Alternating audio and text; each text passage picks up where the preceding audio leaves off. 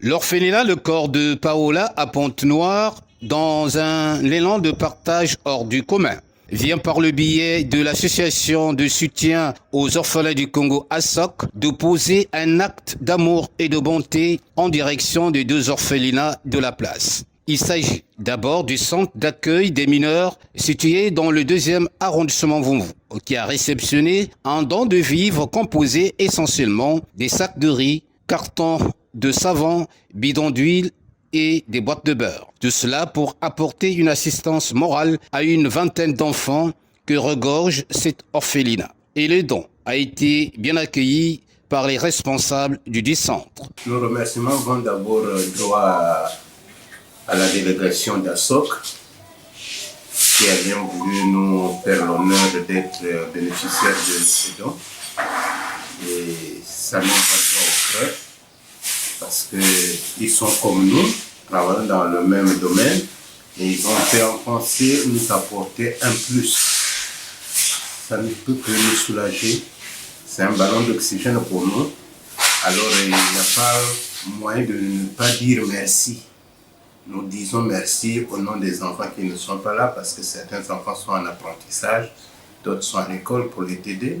Mais au nom du personnel et de tous les enfants, je suis très reconnaissant par rapport aux dons apportés par ASOC. Ensuite, la délégation de l'ASOC s'est rendue au quartier Timbamba pour accomplir le même geste, cette fois-ci en faveur de l'orphelinat Cœur Céleste. Ici, les pensionnaires, dans une euphorie très particulière, ont remercié le Tout-Puissant pour leur avoir permis de recevoir ces kits alimentaires venus d'un orphelinat ami. Tu as permis à l'association de venir nous voir. Nous voulons que tu puisses leur protéger, Seigneur. Sois avec eux dans leur projet, Seigneur. Ne leur laisse pas, Seigneur. Bénis-leur, Seigneur. Nous voulons tous leur garde, Seigneur. Ils sont venus se faire ta bonté, Seigneur. Protège-leur, Seigneur. Cet élan de cœur a été fort bien apprécié par le directoire de ce centre d'hébergement. Il constitue une bouffée d'oxygène lorsqu'on sait que les orphelinats sont des parents pauvres au Congo-Brazzaville. Sans les donateurs, l'orphelinat n'est rien. Il n'y a pas de subvention de l'État. Et l'orphelinat a 56 orphelins de différents statuts. Et les enfants sont là, vivent à partir des dons que les donateurs amènent. S'il y a du riz, ça nous fait du bien, de l'huile, ainsi de suite. C'est pour faire la vie de l'orphelinat. Donc, disons, nous sommes satisfaits pour ce geste de l'association ASOC.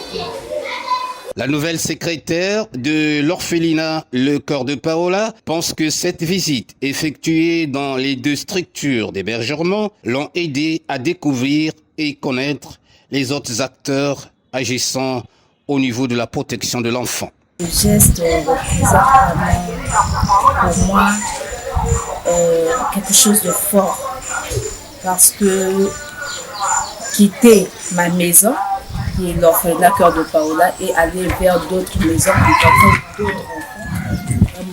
Vraiment, cela m'a aidé particulièrement à voir aussi comment est-ce que d'autres enfants sont et comment est-ce que d'autres des gouvernants et d'autres personnels dans d'autres sites se comportent avec les enfants.